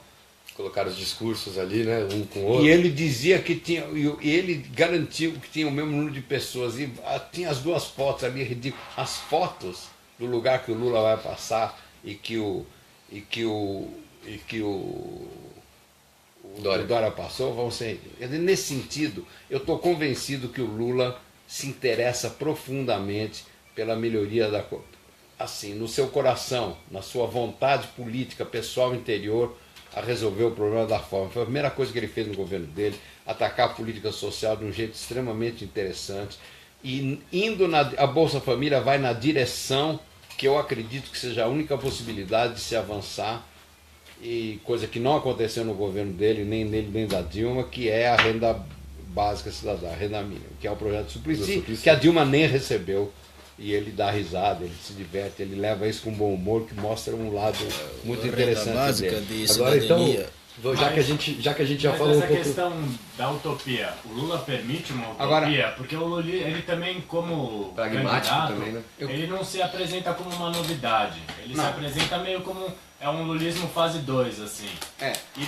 É outro contexto, né? É possível. Sim, ele ganha as eleições se ele for candidato. Obviamente a turma está dando um jeito dele não ser. E ele está dando um jeito de que se ele não for candidato vai virar o país de perna para o ar. É isso que está rolando. Mas eu tenho críticas ao governo Lula. Eu acho que a política de periferia foi mal resolvida. melhorar a condição econômica das periferias foi uma coisa muito interessante e muito legal. Só que se você não leva a discussão política e cultural junto com a questão da melhoria da qualidade de vida, o moleque quer moto e quer consumo. E o Lula até fala disso, é um direito que ele tem, mas a discussão política devia ter sido feita de um jeito muito mais interessante e mais profunda do que aquela que foi feito. E hoje eu acho que... E também a ideia do desenvolvimento, já falei um pouco disso, a ideia do desenvolvimento, tendo o agronegócio como lembra, o Lula perdeu a chance de ter feito no governo dele um governo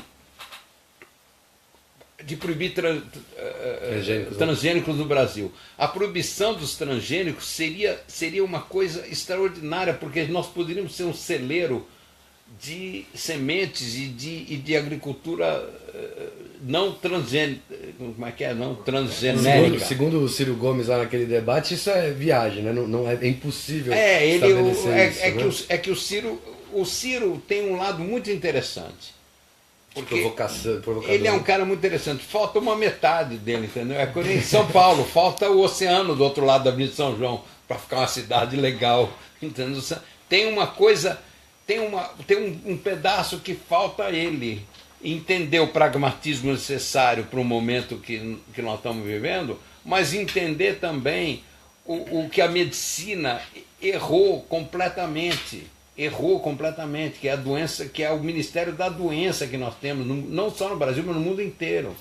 Que nós erramos, que essa ideia do desenvolvimento desse jeito está errada, que a economia com cifrão, que a especulação imobiliária, a especulação financeira do transformar dinheiro em mercadoria é um equívoco que tem que ser discutido com todo mundo e colocado um processo, que o descrescimento é uma lógica que tem que ser trabalhada. Nós estamos vivendo uma fase de transição, onde só, de novo eu volto àquilo que eu disse, só uma nova consciência vai poder trazer essa discussão para um patamar mais interessante. Agora, eu acho que o Temer nos prestou um serviço, que é esclarecer, entendeu? Ele fez com que os nossos olfatos começassem a sentir o cheiro de merda. Trump também nos Estados Unidos. O Trump, mas é isso que eu estou dizendo, a crise é mundial. Nós temos as nossas temeridades aqui e eles têm as trompices deles lá. Então, tá foda o negócio lá nos Estados Unidos. Vão derrubar o cara. É que o cara saiu do controle. Os republicanos não têm controle sobre ele, o meio político não tem, ele está vindo com um discurso que deixa todo mundo polvorosa. Normalmente mandam matar. É assim que os Estados Unidos resolvem esse tipo de problema. Mas eu não sei se vai dar nessa altura do campeonato, não vai dar matar, mas vão anular o cara, vão tentar. Agora, se ele vai apertar o botão nuclear antes de tirar ele de lá, isso é questão era, porque o botão nuclear salva ele. Como lidar com essa criança mimada, né? Ô, Cláudio, daqui a pouquinho a gente volta, então, mais um intervalo, né, pai? Vai dar pé na rua, aqui com Cláudio Prado na Rádio Cidadã. Yes! Vou falar. E a live não para! A live não para aqui no Facebook e a gente chama todo mundo para conferir a campanha de financiamento coletivo da Vai da Pé. Tá aqui nos comentários, você vai lá, o primeiro comentário é aqui, apoia Vai da Pé. A nossa campanha de financiamento coletivo no Benfeitoria aí, a gente está falando aqui de horizontes utópicos. Um desses horizontes utópicos talvez seja essa coisa do financiamento coletivo, né? Da gente poder escolher o que a gente quer financiar. Aliás, como que você enxerga essa nova forma de economia do financiamento coletivo? Coloca o fone para lá. Eu estava dizendo assim, que a única ferramenta que me parece que é coerente com o momento que nós estamos vivendo, que vai ser um momento onde a questão do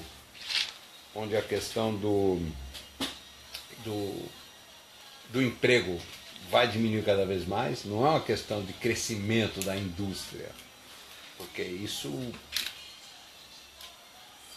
emprega uma quantidade de gente, mas no tempo o emprego vai terminar. O emprego tal qual ele foi pensado para resolver o problema de todo mundo com a Seguridade Social resolvendo o problema, inclusive dos desempregados, porque foi o que os sistemas europeus de governos socialistas europeus fizeram. A Inglaterra fez isso, a Alemanha tem isso até hoje. Social-democracia, né? A social-democracia resolvendo os problemas dos desempregados. O desempregado é um problema do Estado. Eu acho que a renda mínima, o cidadão nasceu e você transfere a ele uma condição mínima de convivência, é a única coisa que pode ser feita nesse momento, e tem alguns lugares tentando isso. Tem alguns países tentando essa lógica. Eu acho tem que alguns isso, lugares que já está em prática, de fato, né? É quase como uma divisão dos lucros no fim do ano. Exatamente. E isso reduziria, no meu entender, a burocracia enormemente, porque é só botar o dinheiro lá e esse dinheiro vai circular, né? Agora, daí para frente, Voltando?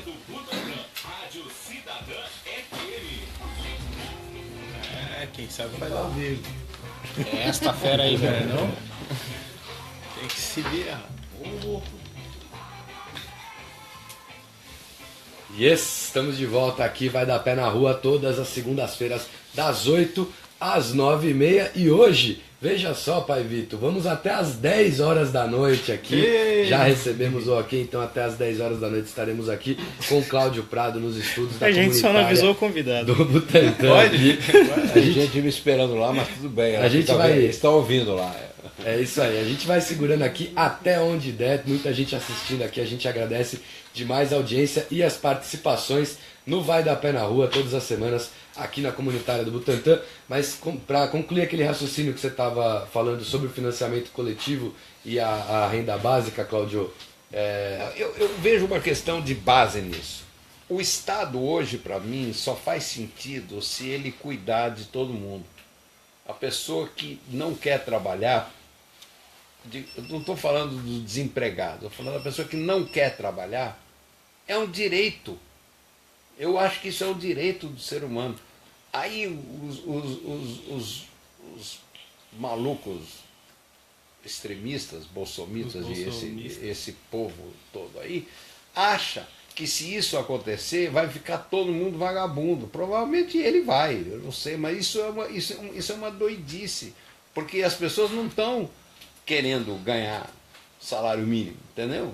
Eu estou dizendo, a renda que tem que ser distribuída é o mínimo, que o cara ter uma vida que ele não vai passar fome, que ele não vai passar frio, que ele vai ter o mínimo que ele precisa para viver e vai poder se dedicar a questões que não dão dinheiro. As pessoas que pensam coisas públicas, pessoas que tocam ONGs, creches e coisas assim, que ficam desesperadas lá de O grana. pessoal que faz a Vai da Pé. Como? O pessoal que faz a Vai da Pé. Pois é, exatamente. Vocês aqui devem estar exatamente nessas circunstâncias, exatamente. Então eu acho que essa de dar dignidade a todo mundo que nasceu é uma coisa extremamente interessante, né? E eu vou complementar com uma coisa que eu não falei no outro bloco, que era uma coisa do Lula. Eu tenho muitas críticas a muitos lados das coisas que podiam ser feitas, mas eu enxergo a possibilidade de levar essas críticas avante, de dialogar a partir dessas críticas com o governo eventual do governo Lula, coisa que não é possível num governo Temer. Esse tipo de coisa aqui está sendo eliminado da possibilidade, não tem conversa possível com o governo Temer, ou com o governo do Bolsonaro, ou sei lá quem, né? Então,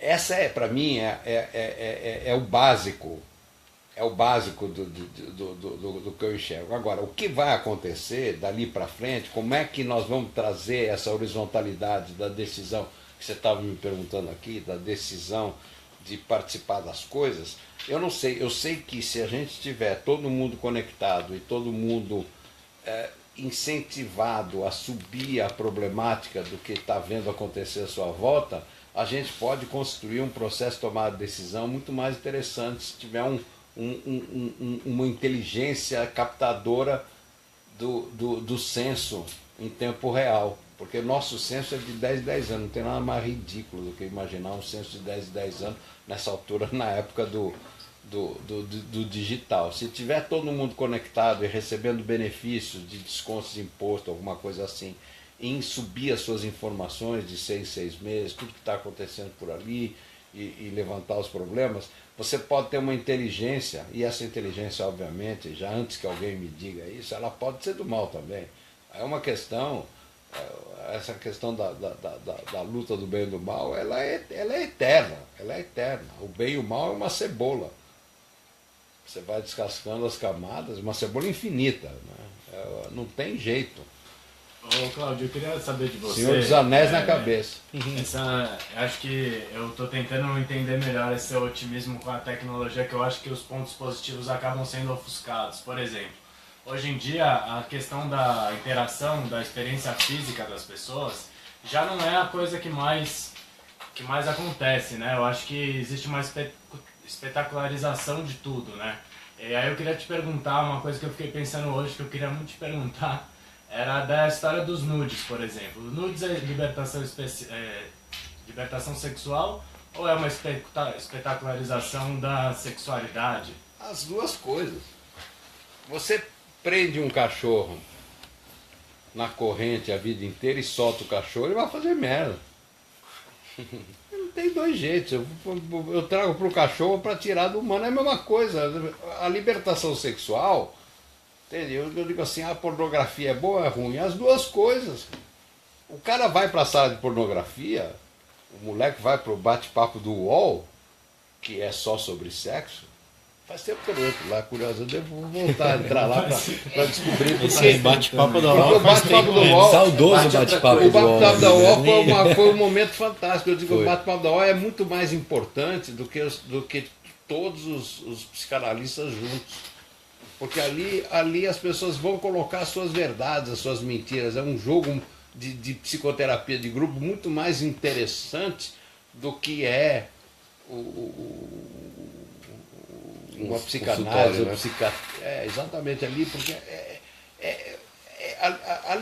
a libertação sexual, quer dizer, você pegar o que o Trump fez, proibir soldados estrangeiros nos Estados Unidos e ter a sociedade americana protestando contra isso, inclusive generais protestando contra, discretamente, porque lá general não protesta, o cara, lá é complicado general protestar, mas não houve uma aceitação positiva disso.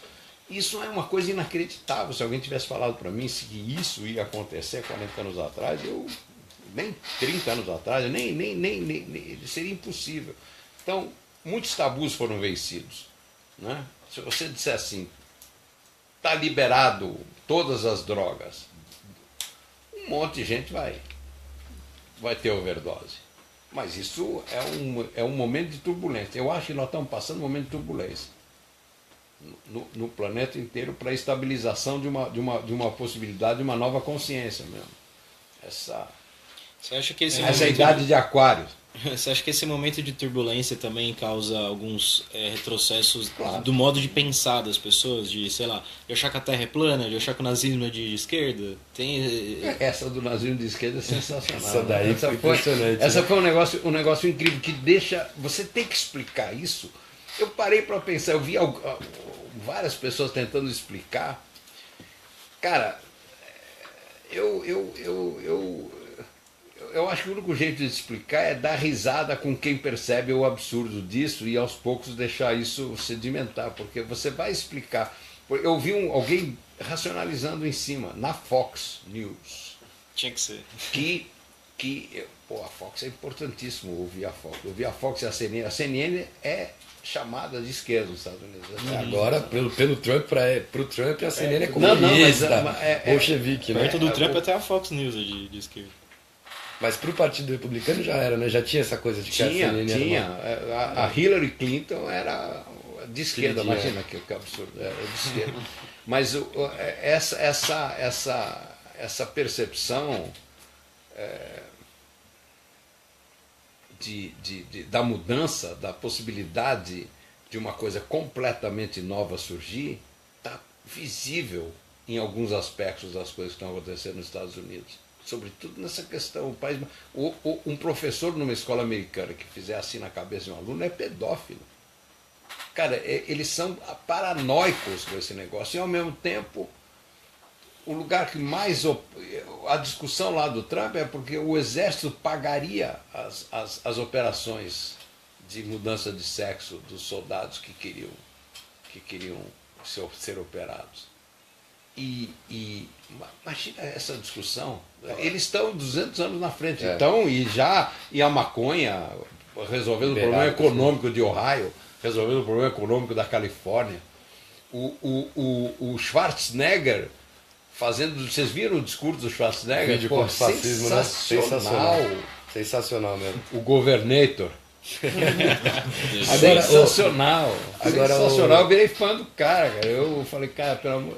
Ô Cláudio, mas esse momento aí de turbulência para a gente encontrar respostas para essa nova consciência, essa nova sociabilidade que está se criando, ele também abre as velhas respostas, né, que aparecem, como essa Charlottesville que a gente viu agora e tal.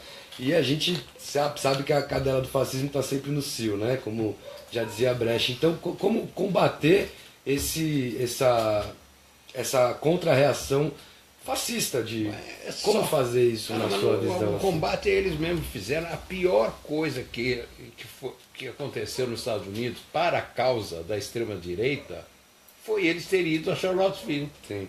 Foi a pior coisa para eles.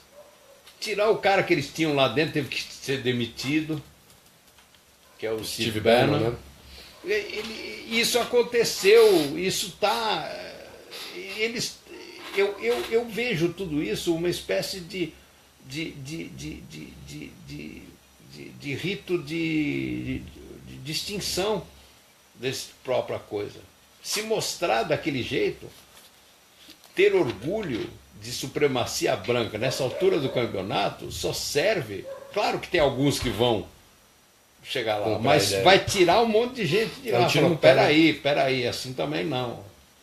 Isso está acontecendo no mundo todo. Quer dizer, eu coloco o meu otimismo sempre num processo de consciência que está sendo ampliado pelo fato de que essas coisas estão públicas.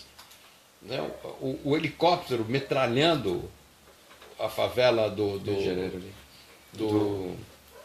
Jacarezinho. É isso mesmo.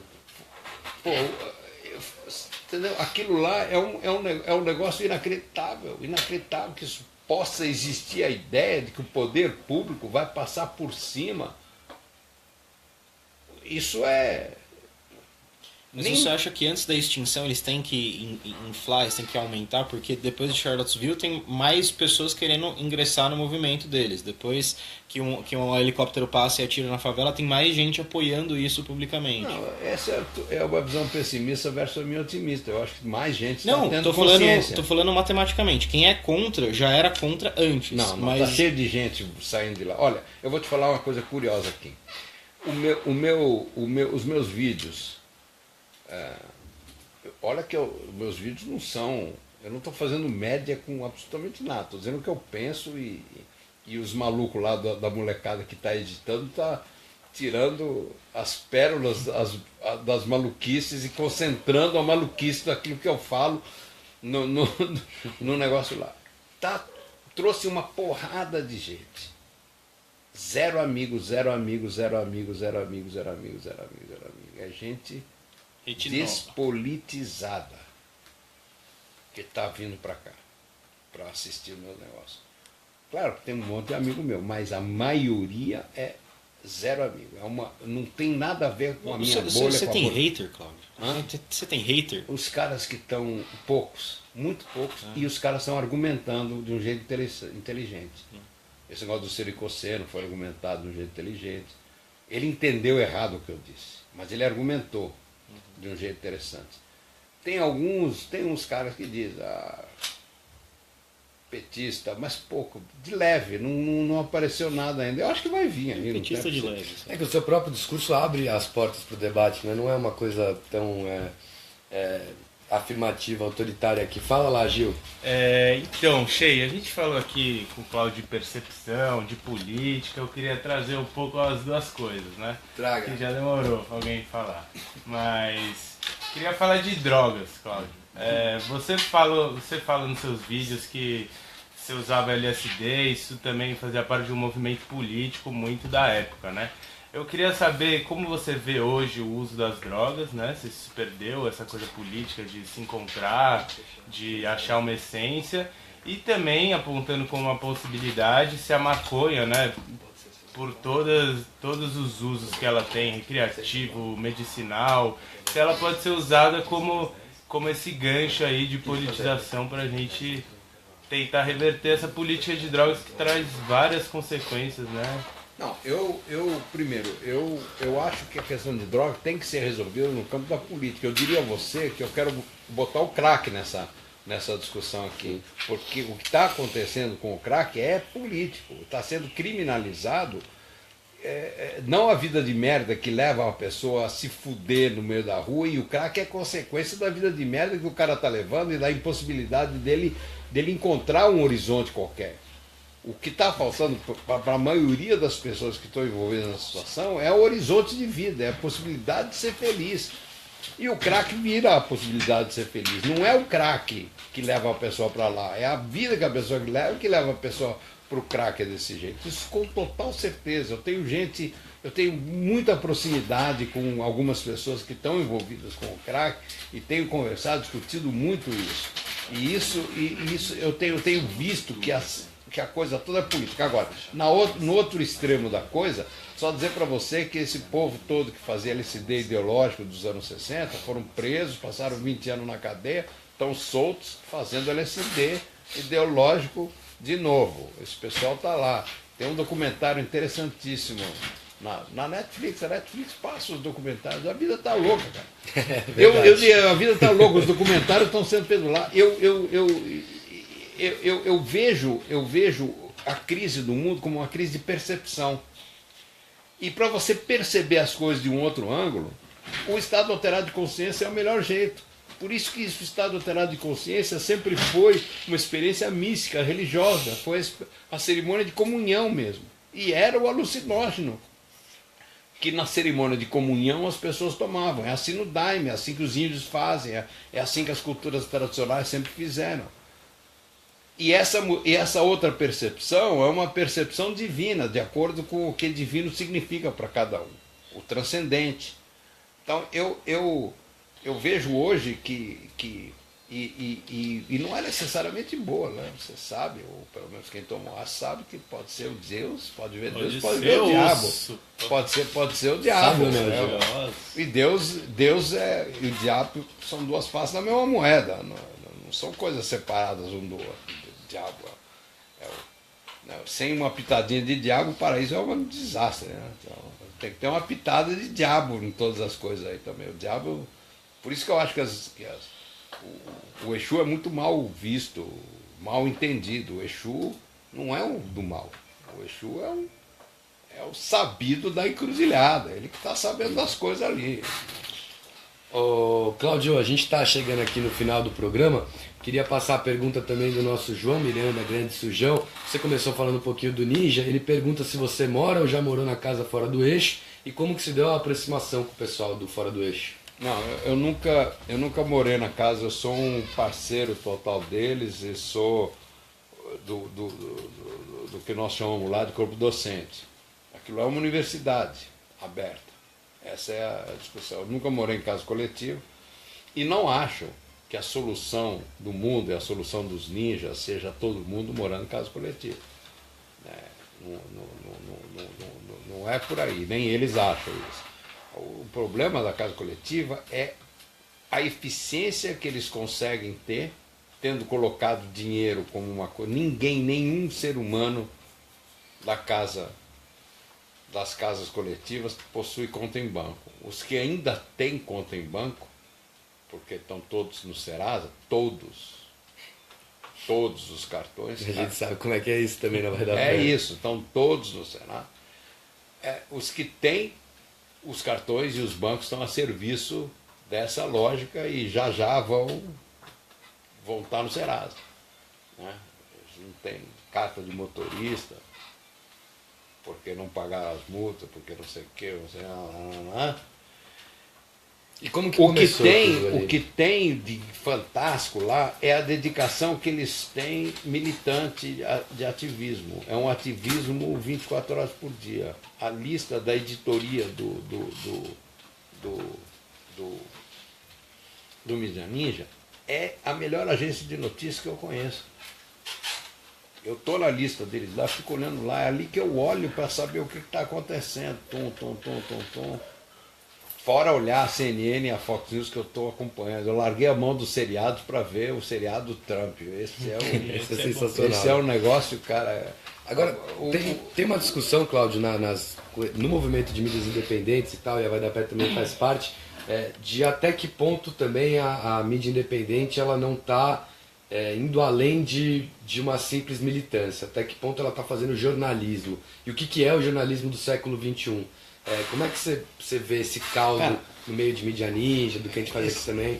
Essa é uma discussão fantástica. Eu acho que vocês são ninjas dentro da lógica da rádio. Vocês têm uma rádio, esse programa é um programa ninja. Pô. É tudo que eu estou vendo aqui. Isso vai virar vinheta, viu?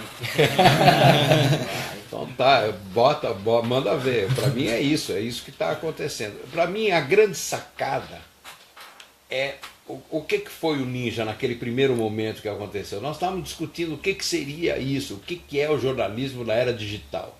O que é TV e rádio, na verdade. Né? Olha aqui, agora toda a voz pode ser acompanhada de imagem, é muito simples. Né? Nenhum programa como esse que vocês fazem aqui, em várias rádios, está rolando pela internet ao mesmo tempo. Mas o que seria uma coisa radical? Naquele momento a gente inventou um negócio chamado Pós-TV. O meu programa na Pós-TV era botar um sofá na Rua Augusta, debaixo do meu prédio lá. Eu moro na frente do Casarão, ali no Baixo Augusta. Não conheço. O pessoal já deu toda uma risadinha aqui. É uma casa grande, suponho, pelo nome, assim, eu acho. É uma casa. E eu botava um sofá, botava o tapete, abajur, criava um clima ali e conversava com as pessoas que queriam sentar ali.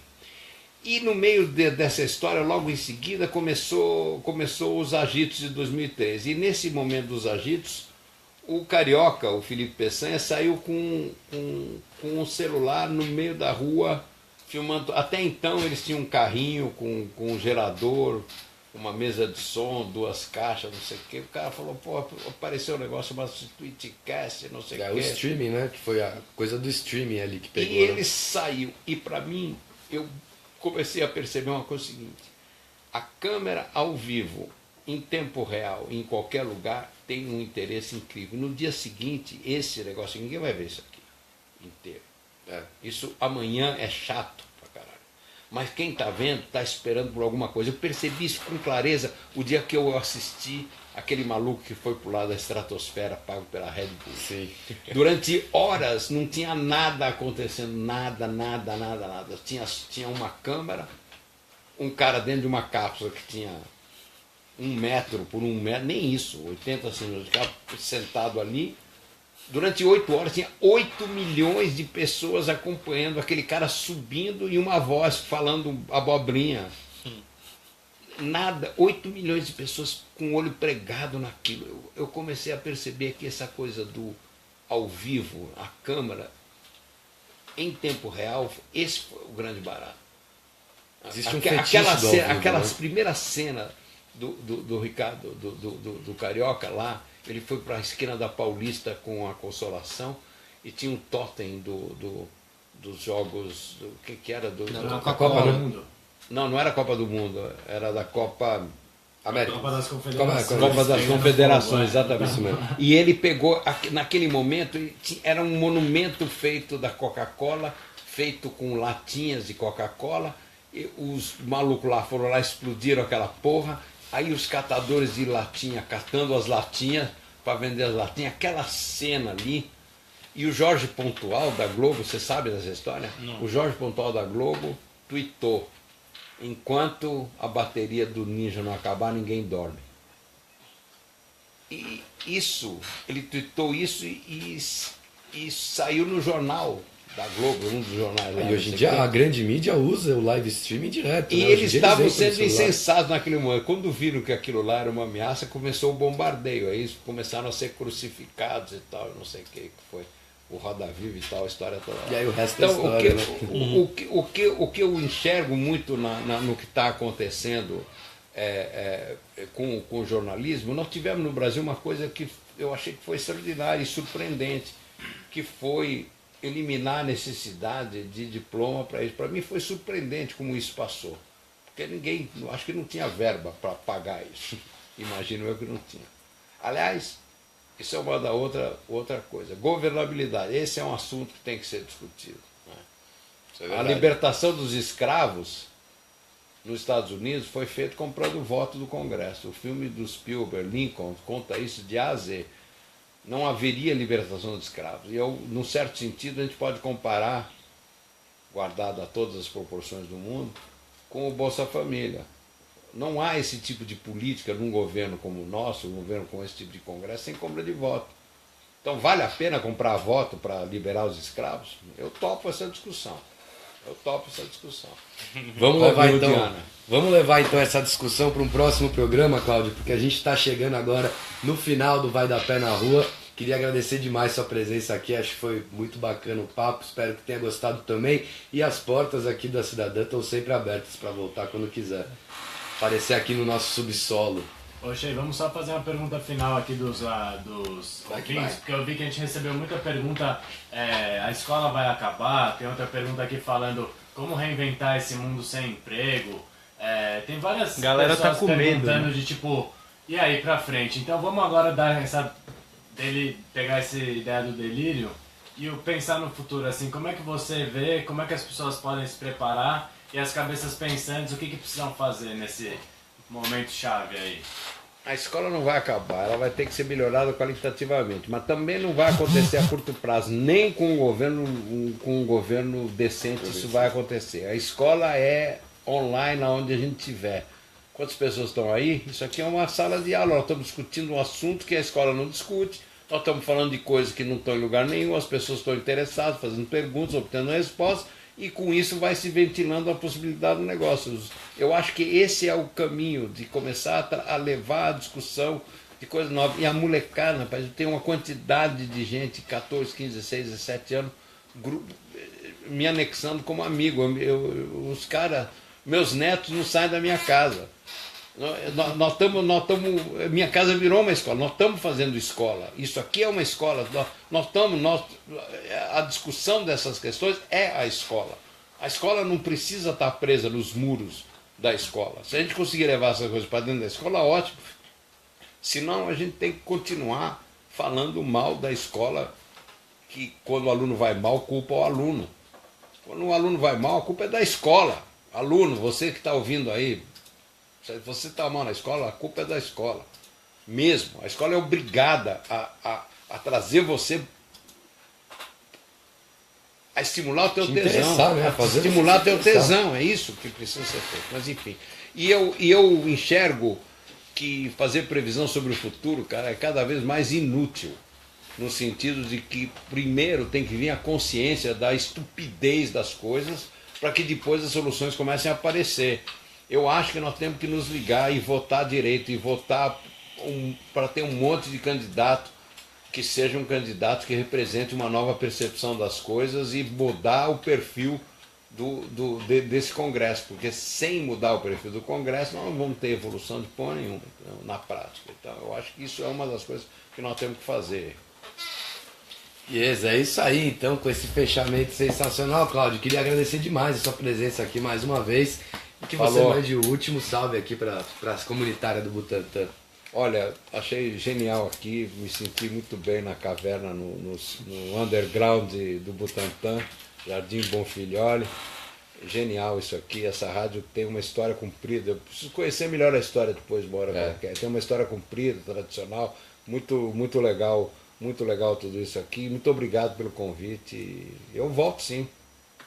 Vamos ver se a gente inventa um negócio, trazer uma discussão aqui, botar 2, 3 pessoas, vamos fazer um delírio tópico. Bora. Sim. Estamos fechados já, é isso aí. Eu queria só ler um último recado aqui que chegou pra gente na Vai Dar Pé. Salve, salve todo mundo da Vai da Pé que bate um papo arretado com Cláudio Prado. Quem tá falando é o Ângelo Fábio de Camaragibe, Pernambuco. E pediu para mandar um abraço para você, dizer que tá todo mundo assistindo e para te chamar para participar da segunda edição do Pós-Traumático em novembro, lá em Camaragibe. Cara, tem convite, eu já tinha recebido esse convite, ele já mandou, ele tá me cercando aqui por todo lado. Ele tá tentando chegar. Chegou, tá no meu pé aqui. Sensacional, é isso aí, a gente agradece demais toda a audiência aqui hoje, foi muito bacana, muito legal os comentários de todo mundo e muito boa noite a todos os nossos companheiros aqui de mesa. Passar aqui pro nossa rodada final na mesa. Vamos na ordem. Shea, valeu todo mundo. Cláudio, obrigado. É isso aí, vamos delirando aí, né? Delirando topicamente e não filha da putamente, né? Bora. Sensacional. Pai Vitor, muito boa noite. Boa noite, queria só falar pra quem quiser aí saber, eu vi aqui que o próximo debate aberto do Delírios Utópicos é no sábado agora, né, lá no Rio de Janeiro. Então aí... Penedo, no estado do Rio de Janeiro, desculpa me confundir aqui. Mas é isso, pessoal quiser acompanhar Delírios Utópicos de Cláudio Prado, máximo respeito, e na quarta-feira a gente tá de volta na Central 3. Mano Gil? Boa noite, valeu Cláudio, muito obrigado pela presença, que a percepção de que o futuro, né, é agora, né, meu irmão? Vamos fazer isso aqui, parar de perguntar como é que vai ser, o que vai acontecer, quem vai mudar essa porra é nós, né? Não, que porra é essa? É isso aí, Cláudio, valeu, obrigado, boa noite. Zé, apareça mais vezes. Opa, pode deixar, vou aparecer magicamente, o celular subiu na minha mão, apareceu aqui do meu lado. Eu gostaria de falar obrigado, Cláudio, obrigado a todo mundo aí, obrigado, cidadão. Fora Temer, liberdade de Rafael Braga, é isso. É isso aí, nos trabalhos técnicos audiovisuais aqui do grande Alexandre Marim e também na presença ilustre do nosso Santiago II.